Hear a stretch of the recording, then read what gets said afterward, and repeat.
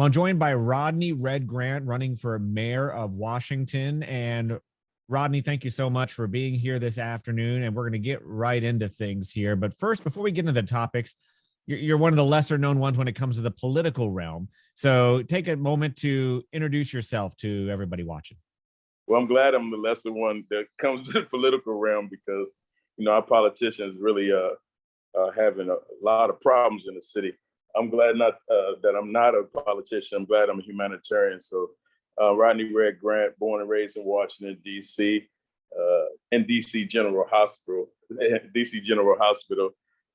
graduated from Sousa Junior High School and went to Dunbar Senior High School, graduate football player, went on to go to Savannah State University, where I played football with Shannon Sharp, came back home and attended UDC, and I started working for the Department of Parks and Recreation, where I coached kids and I implemented programming for the youth.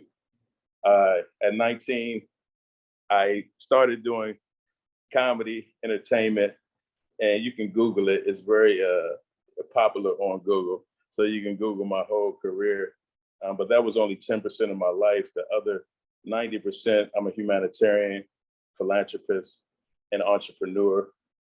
I worked behind the camera for Viacom, and they entrusted me to employ thousands of people, work with millions of dollars in budgets, and produce over 25 shows for the Viacom network.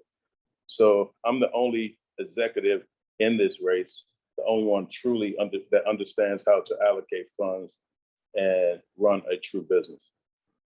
All right, well, let's get right into the topics. And crime, obviously, one of the ones that's we've seen these heartbreaking stories time and time again lately of crime, whether it's young people stealing cars, or we have obviously the tragic shootings that we're seeing in the nation's capital. We're seeing a rise in all these areas. What is your plan to combat crime in DC? Well, being the husband of a retired police officer, as we speak, I know firsthand what it's like to see the stress in the eyes of someone who has dealt with crime on a daily basis. Being born and raised in Southeast, attending DCPS schools and growing up and maturing as a resident of the District of Columbia, I know firsthand what crime is like in this city. As you said, murder rates are up, carjacking is up, burglary is up. We're 25% less safe than we were 10 years ago. And that's ridiculous. And most of these crimes are being done by young people. And I don't know if you follow me. For those who don't follow me, my programs like Don't Shoot Guns, Shoot Cameras, and Beyond Your Block are giving kids a way out of these situations, giving them something to do.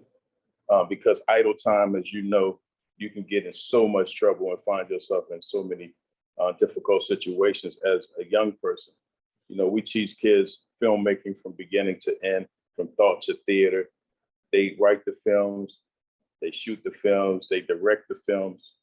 And you have to see their faces just to see how creative they become and how exciting they become when they see their own project on film.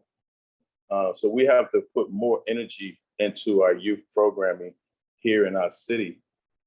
We have over 80 violence prevention programs in our city, and only about 5 to 10 get funded by government. And these violent prevention programs are directly looked at from our youth and affecting our youth on a daily basis. So we cannot look at these programs as something that we don't need to fund.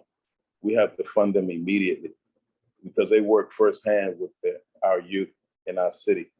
And I feel like, our system has failed our kids, and our kids feel like they're being failed. So we really have to put these initiatives in place immediately. I also think that when it comes to crime, we have to look at crime differently than when we look at it. We have to put social workers with our officers, people who really understand social. We have to have crime intervention officers in place right now. So, when things escalate from a mental health side, they're able to deal with it, because all crime is not like violence. Some of these individuals are dealing with mental health issues. So we have to put a lot of energy and finances into that right now. Now, would you make any significant changes when it comes to DC police and how the police department operates? Definitely. Well, we like I said, uh, we have to have our officers on the street, but we have to have them. You know, me and my wife talk all the time about how social workers being with our officers are super important. You know, they can uh, get a situation to its minimum if we do it properly. You know, we have to train more crisis intervention officers immediately. All right. And traffic incidents. We just heard about a 9-year-old who succumbed to his injuries after being hit by a car several months ago. So we hear these stories of pedestrians dying after being hit by a car. So we've seen these types of cases on the rise in DC. What are your plans of action there to try to make the streets safer for those who are just walking around? Well, first of all, my condolences to that family because our city is unsafe right now. We have dangerous intersections, pedestrians crossing. Like even at St. Elizabeth, someone called me the other day and was like, "Red, my daughter got hit by a car, you know, in that cut through at St. Elizabeth because of no traffic uh, calming mechanism. It's a lot of blind turns, you know, and that's very important for us to put energy into that as we speak, because you know our city deserves to have safe streets. We deserve to be safe. We have more bikes on the road. We have more people walking, uh, and it's very important that we put the things in place that's going to stop traffic and calm the traffic down right now. And also, we got to deal with our ticket situation that's going on. You know, when it comes to safe streets, you know, I'm a bike rider myself. I ride my bike around the city, and you know, I think people want to be in a different vehicle. I think we have to make sure that we build our metro system back up, more people riding on our metros, you know. And if you think about traffic in this city, it's sometimes it's quicker to walk where you're going, you know. So we have to put a lot of attention on that. You know, our uninsured motorist problem is super huge. A lot of people are getting vehicles registered in Virginia and they don't even have proof of insurance. You know, this is a serious problem. We have to, you know, we have tickets that's being given, but you know, it's a lot of punishment for the residents here in the DC area. So we have to revamp that whole system. So it's a serious problem right now. What about speed cameras? Where do you stand on those? I think we need speed cameras. I just think that the ticket should be less for DC residents, more for individuals that are not from Washington, DC, because what's happening is these tickets are doubling and tripling, and a lot of people are losing their license and not able to get to work.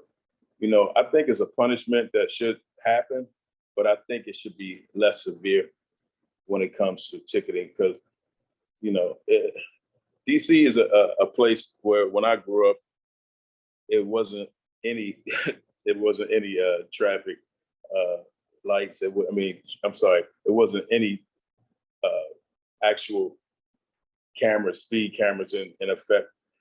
And you know, now we have maybe 40 speed cameras in one ward. That's a lot. That's a bit much. That's a bit much. So we have to really think about the residents of Washington D.C. and how it affects them, and it's affecting them big time. I paid the other day a ticket, a $250 ticket, and I know I was going to speed limit. I swear, I think they should check those tickets.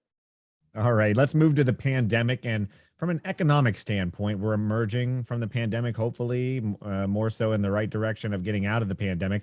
What is your plan to help the city bounce back? Well, the pandemic affected us horribly. It really affected small businesses the most. Small businesses were affected. Our downtown area was lost during the pandemic. And it's time to put the funds necessary to bring back our small businesses in Washington, D.C. that were affected by COVID-19 and the pandemic. We also need to streamline the CBE process so people who are from Washington, D.C. will have an opportunity to have deal with the contracts that are here in the city. And if we do that, we'll have more residents that are working in the city. And the pandemic itself, it affected us not only through slowing the city down, but a lot of mental health issues started happening during this pandemic. And we have to get back to, helping our residents here in Washington, D.C. If you look at the organizational chart of Washington, D.C., at the top it says residents, then it says mayor, and then it says deputy mayor, then city council, and all the other agencies under that. But at the top it says residents. And I think also often we forget about the residents of this great city, and we need to put more energy on our residents. All right, moving to housing, we hear about a housing crisis in the city and a lack of affordable housing. What are your plans for that area? Well, first of all, we have to check the MFI formula that's used in Washington, D.C. The median family income is based on Loudoun County, Montgomery County, Fairfax County, Prince George's County. And we have to have a realistic system that shows the people that live in Washington, D.C., how much they make, what's the median family income for the city. And it varies from street to street and sometimes neighborhood to neighborhood. And it has to be a realistic situation for them. We have to put pressure or really lobby HUD, the Housing Urban Development, to make it fair for our residents here in Washington, D.C. And if we do that, we can get things together. Also, we have to have checks and balances on our housing production trust fund. Last year, $82 million was lost. And, that was supposed to go directly to affordable housing. That should never happen in a city like Washington, D.C. So we have to really put checks and balances on the people who are running these housing production trust funds. We also have to put pressure on the banks that finance a lot of these developers that's in the city and force them to do the right thing for our residents of Washington, D.C., because we have to have an affordable city and we have to have it now. All right. And working with city council is where I want to turn next, because we've had contention between the mayor's office and the city council. We've heard those stories throughout the years in the nation's capital. So how do you plan to introduce your agenda and work alongside the city council? Well, you're correct. When you have the mayor not getting along with the council, and the council not getting along with the mayor, and the mayor not getting along with the attorney general, and the attorney general not getting along with the mayor, and the ANCs are being forgotten about in our city, you have a city that's at its worst. Because one thing, if you know who Red Grant is, who I am, I'm a person that people can work with. I can reach across all the aisles. That's why I'm running as an independent. So I won't have to deal with party line politics. I think that's first and foremost, because the residents of our great city are watching our leaders, and they're watching us very carefully. And if they see what they're doing, they're going to do the same thing. So we have to build great relationships with one another. Maybe everybody needs to take a big picnic or something and go out together, because we can disagree on things, but most of the time we agree on most of the things, and we have to put emphasis on the things that we agree on and stop focusing on the disagreements in our city. And if we do that, we'll have a wonderful city. And we also got to bring back togetherness in our city. A lot of times, because of gentrification, people always speak on, we're not speaking to one another. We have to start speaking to one another. We have to start bringing this separate city back together again. And I think I'm the right person to do that because of my background, because I'm able to reach across those lines. I'm able to get along with so many people. All right. Well, finally, on the topic questions, infrastructure. We have a lot of money coming to DC from President Biden's infrastructure law that was passed last year. So, talk a bit about how you'd spend that money. Right now, we've already heard some of the discussions and decisions on how that money is being spent, but there's millions of dollars here to spend. How do you want to see it spent? I want to make DC a green city.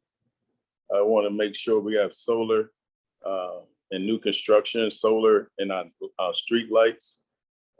We have to get our potholes together. I don't know if you ride around the city, but I ride around the city, and it's like riding on the Rebel Yell at King's Dominion. you're gonna shake up a little bit. We have to start cleaning up our rivers and make DC one of the cleanest cities in America.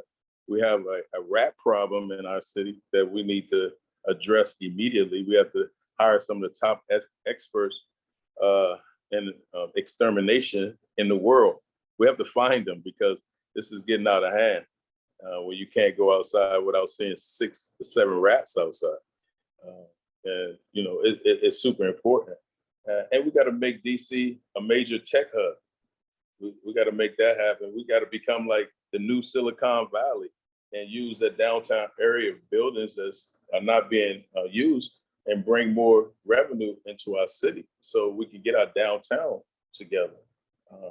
And we also got to bring back a film and music industry because if you think about Atlanta is making about $9.5 billion in the film industry, and we're in the millions.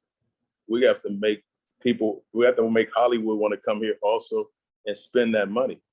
So we can go from an $18.5 billion budget to somewhere around $36.5 billion. So it's very important that we attract things to come to our city. It's super important.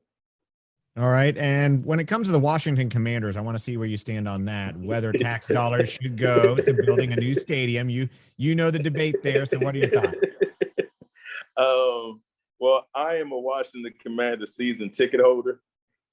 Shout out to the Commanders. I've been a fan of, like I tell you, I was born in DC General with a Redskin blanket on my back. And now we're the Commanders. I feel like we have to get our team back to Washington, D.C. by any means necessary. I think D.C. deserves a football team in Washington, D.C. I know a lot of people are going to say, well, we got to spend to get them here. I think we can work a deal with whoever owns the Commanders or whoever becomes the owner of the Commanders to bring the Commanders back to Washington, D.C. The city deserves it. We're not the Virginia Commanders and we're not the Maryland Commanders. We're the Washington Commanders. And I believe in bringing the Washington Commanders back to Washington, D.C. And final question, what sets you apart from all the other candidates, if in a short minute or two? I think my background as an executive sets me apart from them. I think they're all politicians, career politicians. I'm an executive. I'm the only one that truly understands how to run a company, a corporation, DC being the biggest corporation in the world. And I think the city deserves a leader that understands how to run a corporation and build beautiful morale amongst the people. I think that sets me apart from all the other candidates. My belief in love, care, and respect in our city is known. And that's just how I run my life. And I've been running my corporations. And like I said, DC is a big corporation and we need someone who understands how to run a corporation. And I'm that someone. I'm the only independent candidate in the race. And I think DC is truly ready for an independent mayor and someone who understands how to reach across all aisles and just break down the separatism of our city.